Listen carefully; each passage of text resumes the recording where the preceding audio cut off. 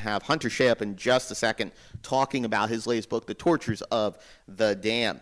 Quick reminder, the GoFundMes that we covered this week, including A Cure for Rebecca, Joe Bigos' mom, hashtag Step Up for Shannon, talking about the recovery process for Shannon Keith, The Goblin Project, which is Tim Shockey's renovation of his vehicle, the DOTD fundraiser for Doris Bean, Pretty Fine Things, The Goblin Project, Save My Family Home, Beards and Fears podcast, Adam Albrand, and The Solace. So many great projects on GoFundMe.com. And again, we alternate every other week with our GoFundMe. We do our fan funded every week, and we'll do our Kickstarter in India. Honored to bring up a gentleman whose book really just tore my heart to shreds. Hunter Shea, how are you doing, my friend? Hey, man, I'm awesome. Thanks for having me on. Well, thank you for being a part of the show, and I appreciate the fact how many different authors responded to the email after Horror Hound, and I'm very lucky to have you on, because I'm going to tell you something. Tortures of the Damned. How influenced, first of all, were you by George A. Romero and Night of the Living Dead? Because that ending there, it just reminded me, it's so reminiscent of Night of the Living Dead and the shock that goes into what happens and decisions that have to be made and how stupid people can be. Human monsters, Hunter. You know, I was just talking to somebody recently. They asked me, what kind of movies influenced you growing up, especially a movie that maybe drew you towards a book like this? And I actually brought up the original Dawn of the Dead. Wow. Night of the Living Dead, too. They go hand in hand. I used to fantasize about, man, what would it be like if the world ended and it was just me and I could have the run of the whole place to myself.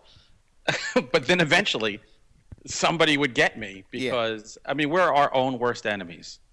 Every time, we're our own worst enemies. And I think any book that you write about the apocalypse or Armageddon, I mean, it's always man doing something supremely stupid to man. You know, I took all the things I read and watched over the years and the fears that we have, you know, today living in this world. I mean, I live not far from, I can see the Manhattan skyline from where I live, and yeah, you know, we know we're close to a target. It's something that it's been palpable ever since 9/11. I love that word, palpable, and that's the whole book itself. You're never ever on every single level, Hunter, ever allowed to feel comfort. You really aren't. Whether it's the aspect of the biological terror attack, which at the beginning of Tortures of the Damned, as well as the end, you leave just as many questions as you did from start to beginning, because you don't know who did it, why it was done, what's the belief behind it, what's the technology. You kind of leave it without much exposition. You really started off with Yonkers and the Bronx, you know, those kind of communities with people, different cultures of people, and you set a target where people get along, but as you go forward, it's not the people you have to worry about at the beginning. It's everything else in nature, and I find that very interesting, how a chemical terrorist attack can affect nature, which really isn't covered a whole lot in books or the aspect of movies, except for zombie or infection ones. The idea of having nature being the enemy with animals and everything else, was that the original premise and the enemy for this book? Yeah, absolutely. When I was talking to my editor, we were just I wanted to do a post-apocalyptic kind of story because we'd had an event. It was a couple of days after New Year's, and we were sitting in our house, and these explosions just tore through the sky. Yeah. And we all ran out, and we thought that, you know, a plane or something had exploded somewhere. But, I mean, there was dead silence after that. And I was like, when everything settled down, they said it was industrial-grade fireworks that somebody stole and set off, and it was heard for a 50-mile radius, blew out all the windows in the area. Wow. Nobody believes the story. I mean, they showed us where it happened, and we're like, there's no destruction here whatsoever. And what we heard was intensely destructive. So that gave me the idea to do the book, and I definitely didn't want to do a zombie book because other people have already done that and will do it better than I ever will. And I started just looking into different types of chemical weapons that are out there and things that are just terrifying. And one of them, I mean, it's very easy to infect animals and basically make them rabid. Mm-hmm. And I wanted to get real things that could happen. You know, you could really have an electromagnetic pulse bomb that will just blow out everything electronic and basically set you back to, you know, the Stone 1,000 Age. years. Yeah. So, you know, I just wanted to throw in the whole kitchen sink, but also make it plausible enough that kind of makes you think. Wow. And I'm glad that you hit on the fact that the whole idea of the book, we live in a society where we can know everything at the touch of a button. You think about who's that actor in that movie with the butler who killed the maid, and you just go on your phone and it's there. It's Clue. It's Clue. Just want to let you know that. So I mean, I think everything we have is instant gratification and maybe knowledge overload. Yeah. So what happens if that's torn away from you? How do you react when everything is torn out from under you? So that was a big part of the book, was them really never knowing where, why, how far it goes. And I think that's really what drove the book. And you look at the aspect of the characters, because you have a couple there and then you have a family there, and one is white, one is Hispanic. It's really interesting how the cultural dynamic between all these characters coexists. I mean, just the simple fact that someone has a bomb shelter and is planning for an event like this already throws up flags within the book. But as you develop the characters further, those ideas you had at the start, and just shush them away, because you see that inside, when it comes to an event like this, Hunter, people generally are good. Most people are generally good, unless you're the 9 judges, where you're not good whatsoever. And that's another element to there. You show both sides of the coin of the human condition, of the human monster, in a time where everything else is so uncertain. As you go forward with it, that's something you can build on. Yeah, absolutely.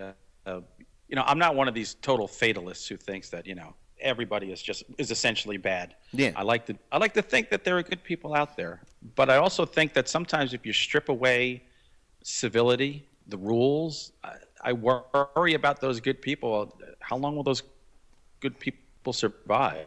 Yeah. And if they do survive, what do they have? Do they become something else to do so? And that's something you see with these characters. A lot of it gets stripped away as they go forward within this book, but we'll get to that in a second. Okay, talk about the aspect of the animals, bringing these animals become feral and rabid, and making them really the villains, really the barriers between survival within Tortures of the Damned. Even though the city of Yonkers is a major metropolitan city, you would have no idea how many animals, wild animals and animals in captivity, especially like I started it off at the racetrack here. Yeah. My mother worked at Yonkers Raceway when I was growing up. Those horses are, first of all, they're enormous. Yeah. And on a good day, they're dangerous as hell. I mean, these are horses that are just, some of them are jacked up on whatever they're putting in them, so that way they can maybe win tonight's race. And they're just captive animals that really should be running free. And they terrified the hell out of me as a kid. Because, if I'd walk over to the race office, my mother was always like, you better just be careful. You see a horse coming, just duck. Hide for a little bit, and then when they pass by, then you can make the rest of the walk. And there's so many animals that we just take for granted. We say, oh, look, we all have dogs, we have cats, we see hawks in the sky, and they're kind of awesome. People stop and stare at the hawks. But my thing is just, what if all of nature, the parts of nature that people enjoy, turns against you? Yeah. And they're the cleanup crew, because whatever the first 2 bombs didn't take out, they're going to. It's their job, and they're unfeeling. It's not like they won't be stopped by emotion. Yeah, and they're smart too. In the book, they're very smart, because you see the aspect, Hunter, of the rats and how well they work together, and that there's so many of them. You also see the horses, you see seagulls, you see cats, you see dogs. I mean, I have 4 cats sitting here in the bunker, and I'll tell you something. God forbid those 4 cats ever get together with one mind, because it's terrifying. And then the little ferret will jump on their backs, and who knows what's going to happen. But as silly as that sounds, in the book, it's not silly, because the way you write, the way that you craft these kind of situations, the action sequences, the killing, the horror that goes into it, it's terrifying to know that that's a very real thing. The beauty that we see could easily become our death, in plain words. Yeah, everything's out to get us. You talk about you have 4 cats. I have 2, and I always tell, we love our cats. Yeah. But I always tell my family, if we were to die from, I don't know, carbon monoxide, these cats would be eating us in 2 days. That's right. That's right. Because they can't get at the can opener, and we are a feast. Yes. It's so scary to know that because, at the crux of it, a lot of these animals are carnivores. They all are carnivores. And the detail that goes into the aspect of the animals within Tortures of the Damned, you're always talking about bloated bellies. You're always talking about animals that have kind of grown in size, almost mutated and such. And that's from them feeding off of the carcasses that have happened after the EMP, after the chemical warfare, those who have not survived. And it's terrifying to know because it's fantasy, mind you, it's horror, but it also has an element of reality. And I'm sure your editor had said this, I'm sure fans have said also, that it hits a little too close to home at times, in my opinion. I did worry a little bit because I noticed you can kill scads of people in a book or a movie and nobody thinks twice. And now we saw what just happened with that dentist who shot Cecil the lion. Oh, yes. The outcry at that, I'm thinking, oh my God, well, look what I'm doing to people's pets. But they're no longer your pets anymore. No. And, and if given the chance, if there's enough people laying around who can't defend themselves or are dead, boy, the world is their oyster. It's a giant buffet, at a casino.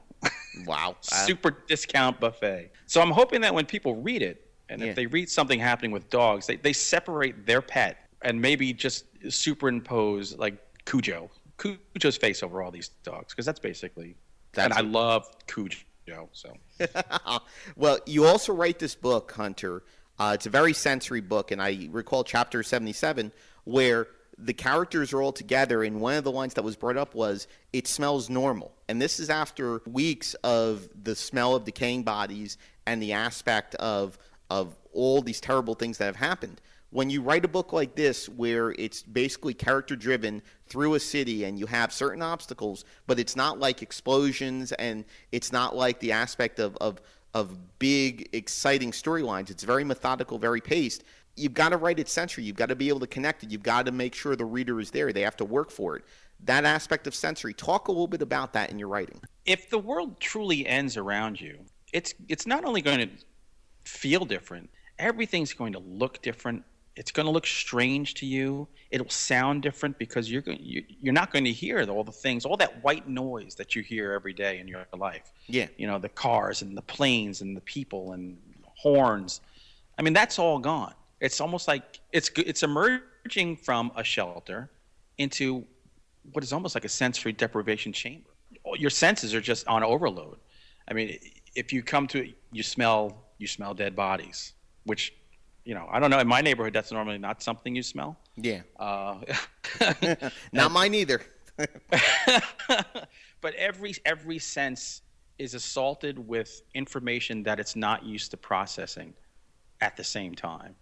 And I think that's what really puts them completely ill at ease every step of the way. And anytime that they get that respite, if they say, well, you know what, it smells okay right now. Yeah. There's other parts. There's what they're not hearing, or maybe it was a strange sound that they're hearing, which is heightened because they haven't heard anything in so long, still keeps their nerves on edge. It's like you just can't catch a break. You're on fight or flight 24/7. Fight or flight. I like that. And you really are within Tortures of the Damned. And I'm here with author Hunter Shea on the Horror Happens radio show. The framework for this book is interesting because not a lot of authors would take the approach that you do, where it's short burst chapters. There are, I want to say, 177 chapters within this book, and it's not meant to sound like it's a long book because it's your average size book, but the way you write each experience is really micro, it's really detailed, and it's really compact instead of stretching it out over 3 or 4 chapters that would be one. I think it's brilliant because it kept my attention, and I read a lot of stuff for the show, Hunter. At times it can be hard to get through. Even though it's enjoyable, it can be hard to get through.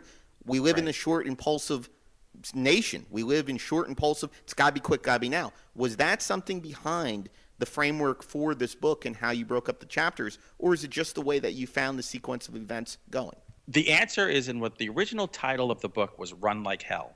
Okay. So my concept is, the world goes to shit. This poor family and these friends next door, they have to run like hell to find an answer somewhere, or help, or anybody that can tell them anything. Yeah. And the whole idea was every chapter is a sprint. It's not a marathon. I set out to write every chapter is maybe 2, most 5 pages long. Exactly. and I try to pack as much into that as possible. So it's almost like, as you're reading, your mind is running along with them, even when they're in the shelter for a while, and nothing seems to be happening, but things are happening in there. Attitudes are changing, fears are growing. So that was the whole idea, was just these mini sprints that eventually makes this marathon. Although, like you said, the book, it's no longer than the book I put out last year, The Montauk Monster, word count wise. Yeah. But some people are like, oh my God, it's 400 something pages. Yeah, but there's a lot of white space in there because you got so many chapter breaks. I said, but trust me, it'll move fast. That's the way it's designed. It does, and it isn't until really around chapter 43 where you start to kind of combine the storylines into one cohesive unit as the families move together. But before that, it's very short. It's two different storylines because you have to merge everyone, where their origins come from when the attack happens. And it's interesting because you really handle a great job of juggling all the different storylines and building it into one. And you have, of course, with the chemical warfare, you have to represent it somehow. And you're not going to be like M. Night Shyamalan, who goes ahead and makes it invisible and people react to it. You've got to put a face to this chemical attack. The aspect of the white cloud is very interesting because white cloud, generally you think of purity, you think of something good. Not at all with that. And you don't give much explanation to it, which, Hunter, I think is interesting because it's almost something that people aren't expecting is going to come. Right. I mean, then it was hard for me not to explain it. There were early versions where I over-explained things. Yeah. And I had to go back and say, wait a second, they don't know any of this. Anything they say is pure conjecture. Yeah. They have no idea. Really wanted to keep it that way. But you're right, because I use that white cloud because people see white clouds. They're like, oh, look at that. It's a nice day. There's a white cloud. No, this is not your regular puffy white cloud in the sky. Man, this is a harbinger of death. Well, and that's the thing, because the cloud is the harbinger of death, but it's also symbolic of the way the characters are, because everyone starts off living their normal lives, Hunter, and then they're all, each in their own way, is hardened and put through so many different decisions and actions and emotions that, especially Gabby, who's one of the youngest, she goes through some things that, I'll tell you what, I don't know where you found the courage to be able to write this with her, but it's terrifying to know that a child at such a young age could go through something like that. Thank God it's in a fictitious world. Yeah, exactly. This was tough for me to go through because I was with those small chapters. Each chapter is from a different point of view. Yeah. And at one point I said, why did I put so many kids in this family? Exactly right. With so many different ages. And I have to, every time you jump into that character, I mean, you have to be that person for however long it takes to write the chapter. Yeah. So it was tough. And, I have two daughters. I said, all the things I fear most for them, and as they were growing up and as they're teens now, I just put into that character of Gabby, and the boy characters too, because they all have similar fears. But Gabby especially was hard for me because it was so close to my own kids. Is there a lot of personal within this? The personal from family for you, Hunter? Personal from your beliefs and maybe experiences that go into this book? In a way, yeah. I mean, the Padilla family is very close. I think so many movies and books today portray broken families. Yeah. Either broken through divorce, or they should be divorced, and the kids are all messed up. And I'm like, it's not that way. It's if somebody from Mars was watching in on everything that we mass produce and put out there, they would think that there's no such thing as a cohesive family. Very true. I have a very close family. I mean, we're very tight. So they were definitely modeled on us. So there's no problems with the marriage. This is just a couple that loves each other and loves their kids and brought them up right. God forbid somebody does that, multiple kids, and brings them all up right, but it can happen. There's a lot of courage within that family, and also with Buck and Alex. They play the other half, the boyfriend and girlfriend, the older couple. Writing them older, was that the original intent? And having Buck as seasoned as he was, as prepared for the up-and-coming apocalypse, was that the original way that you had pictured Buck and Alex? Buck is definitely a combination of several people that I've met over the years. I know plenty of people that have bomb shelters, believe it or not. Wow.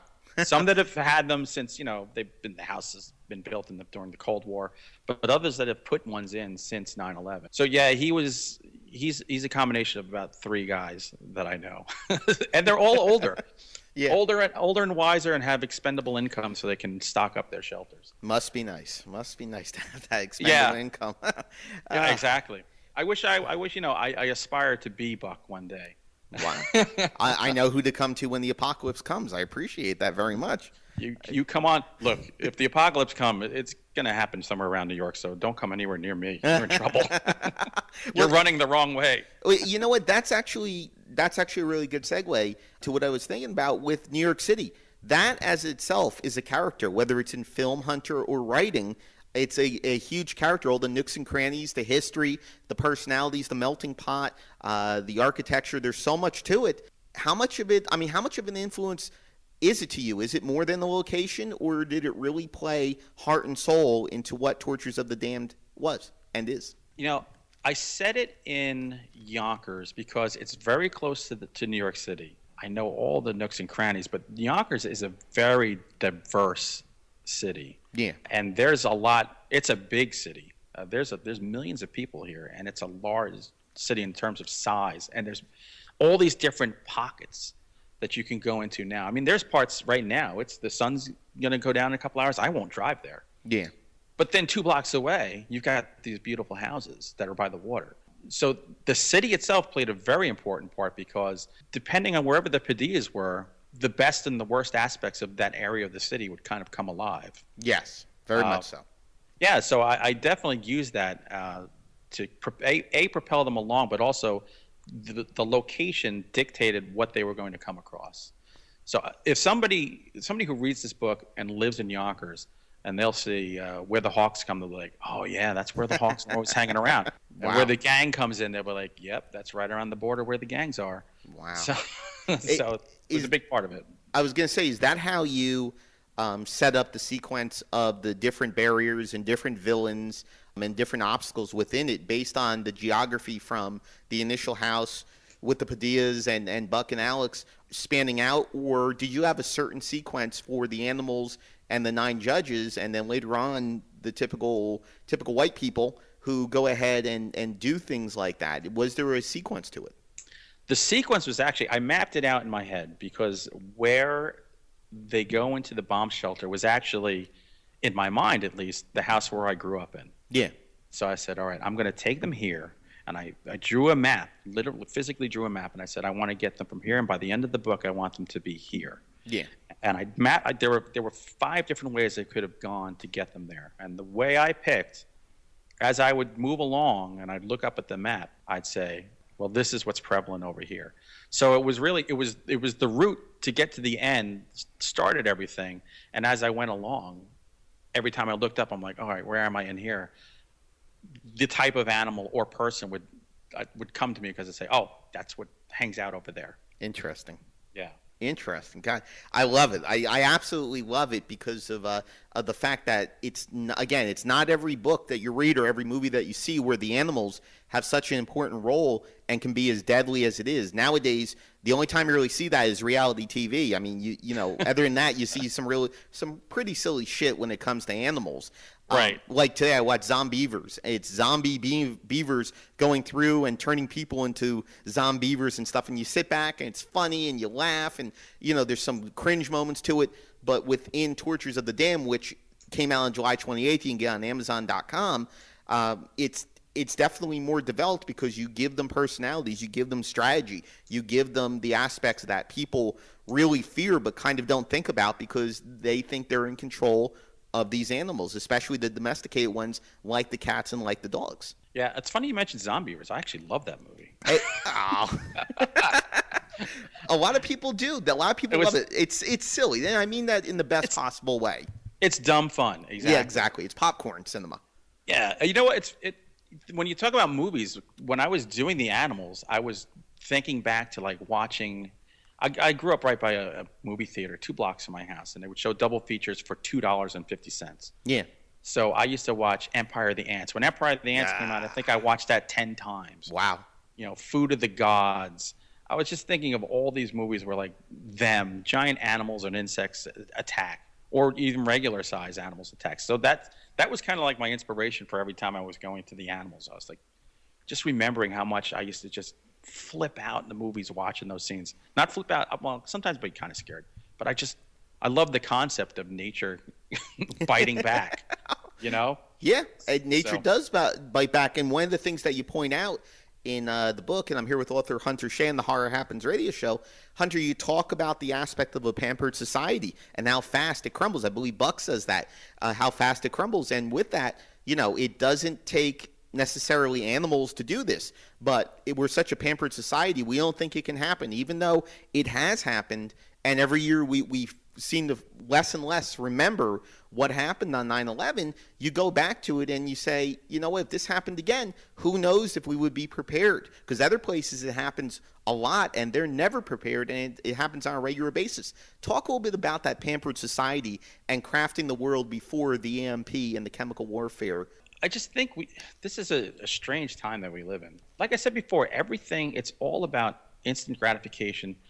It's about, we put such emphasis on stupidity and money and things. Still. True. I feel like unfortunately, we didn't really learn much from 9/11 or anything else that's gone on. Not much. I mean, since then, we've gone to all Kardashian all the time, which, pretty girls, but Jesus Christ, is that the best we can come up with, is just wishing we could be a real housewife and we could have money and stuff. I know, it's just, I'm starting to sound like an old man. I feel like you're sounding like a realistic man, because it's a digital fingerprint, and just like in the book, as soon as the bomb hit, Hunter, bam, the digital fingerprint was completely erased, and we were down to nothing. Basic survival of a caveman. Which is kind of like my wish in a way. But I do know that, if an EMP bomb did go off, you wouldn't need anything else for everybody to just go berserk. That this place would go to shit in no time. Yeah.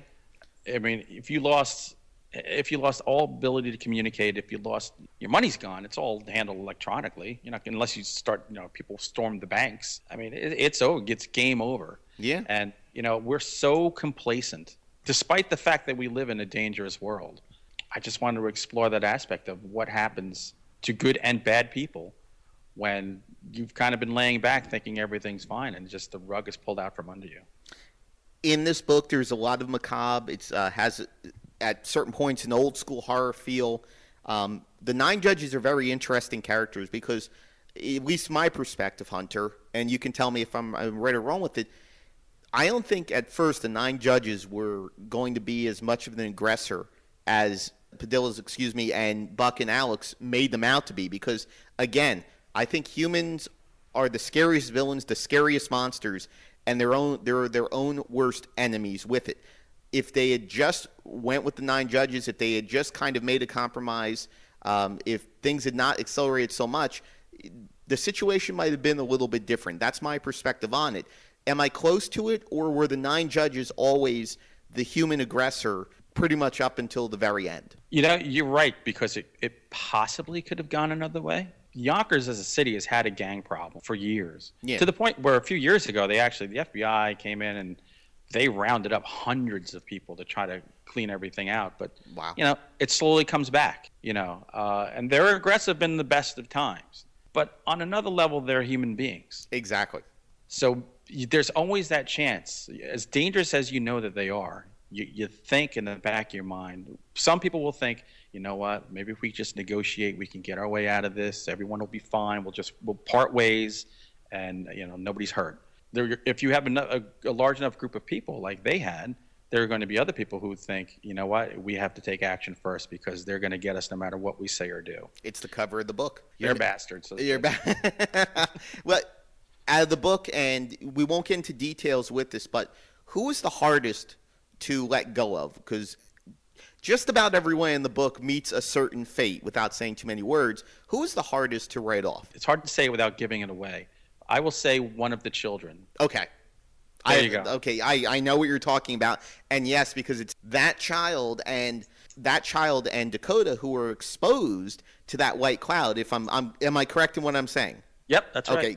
All right. Everyone, again, is infected, whether it's aspect of animal bites, whether it's the atmosphere after the attacks or the initial white cloud, everyone gets infected. Just some people are infected quicker, and the effects are different with it. And is that the reason why it was hard to write off that particular character? It was hard, A, because he was one of their children. B, he was just such a good kid. Yeah.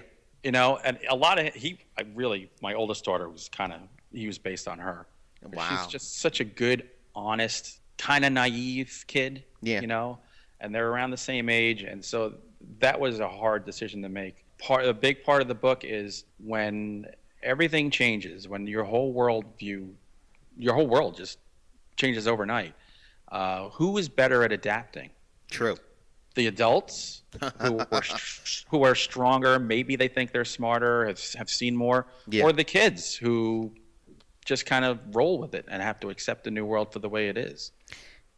Let's close it out with this, because we're coming up on it. And the ending is absolutely terrifying on several levels. It's also very heartbreaking, but it's also, I think, a point for people to discuss, because it's like, well, if you have a disease and you can kill one person to save 1 million, would you do it? And that's kind of the mindset I had when I sat down and finished. And I reread the end part a couple times just to make sure that I had a handle on it, because it really took a toll on me reading it, Hunter. Talk a little bit about crafting the ending, and was that your initial idea, without giving away too much detail, but having a powerful ending like that, like a Night of the Living Dead ending, like an ending where you are put in that position, and would you do what they did? Yeah, the ending in the book is the original ending. And when I typed the last word, I sat back and I said, "What the hell did I just do?" Wow. So and this goes with every book. I don't think I've ever planned an ending. Endings just happen. Yeah. Characters who I think will live die, and who I think will die live. But this particular ending, it just came out, and then I said to my editor, I said, "Well, maybe I should change it." He says, "Well, let me just read it over." And I wrote 4 different endings. Some were 1 chapter, some were 2 chapters, and different ways to wrap it up. And then when all was said and done, I said, you know what? The first one is the one that I want to go with, because that's the gut punch, and that's the one that will get people talking, whether happily or angrily or scared. That's that's the way I left it with myself. I'm like, what? Wow. So I said, let's just go with that ending. The aspect now, where does this book rank with your other works that you have out there? Oh, it's by far the best I've ever done. I mean, great answer. Great answer. That's compelling. Should sell at least 10 million copies, as far as I'm concerned. You know what? I've had such a blast writing for Pinnacle, because they put out the Montauk Monster last year. Yeah. And this book, and the editor there, Gary Goldstein, is phenomenal to work with. And every time I think I've gotten freaky, he throws something freakier in there. Wow. So he's like it's a collaborative effort. I said to somebody recently, I said, I think this is like, my books are his like ultimate kill list. So, hey, I really would like to see so-and-so die. Okay, I'll put him in the book. But it's just been a great experience being able to just go with it. We both grew up on B movies and Roger Corman stuff, and we just want to tell a fun tale that maybe sometimes is, not the happiest ending or the happiest middle. Shit happes. It's horror. It's horror. It's not supposed to be happy. No, not at all. And the closer it is to reality, the more frightening it is. That's always the way I've been, Hunter, with it. Reality horror, no matter what genre it might be, is terrifying. And Tortures of the Damned is a very heart-wrenching book. It's a very realistic, connecting book. It's also a book that folks out there, there's a lot of twists and turns that you won't see coming, but the stuff that you do, you wish you'd cover your eyes. Trust me, I wish I didn't write some of the things I wrote, because I was like, this is awful. What are you doing to these poor people? You're a hell of a family man. I just want to throw that out there, Hunter. Great job on that. Thanks. You're welcome. Hunter Shea, not the last conversation. What else is out there for the fans to read of your work, and where can they find out more about you? Well, a book I had come out earlier was called Island of the Forbidden. It's a ghost story that follows a 23-year-old woman and her psychic friend, and they were featured in another one of my books a couple of years ago. And they go to an island off the coast of South Carolina that is haunted by the spirits of 100 dead children. Wow. And the whole idea is to figure out who are those children, why are they out there, and what can they do get them to stop haunting the island. And they're cut off from civilization. They can't get back to the mainland. So I've always wanted to do that, like, evil Gilligan's Island kind of story. Wow, the image in my head right now, I'm not sure if I'm going to be able to go on with the next conversation. The evil Gilligan. Instead of him being clumsy, he's clumsy throwing knives and attacking people. He's rabid. I love it. Exactly.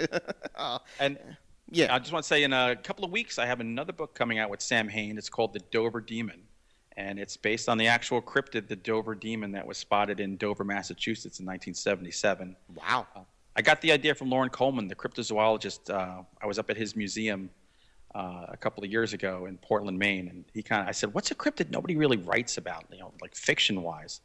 So he's like, "Oh, the Dover Demon." So the book's dedicated to him. We're doing a release there in a couple of weeks up at the museum, so that should be a blast because I'm a monster cryptid lunatic. We're finding a lot of different things, a lot of unique things with you, Hunter. I appreciate that. Yeah, I'm all messed up. You're all messed up. And you website, huntershea.com, correct? Yep, everything you could possibly need to know or find for my books and me is right there. Fantastic. And of course the social media aspect and stuff like that, and the books coming out. Hunter, we look forward to the next chat here on the show. Hunter. Hey, thanks for having me. Absolutely. You have a Dover Demon coming your way, so check your mailbox. I will check it out. Hunter Shea, I thank you so much for the time and continued success, and I'll talk to you soon. All right, thank you very much. All right, bye. Bye. Hunter Shea here in the Horror Happens radio show.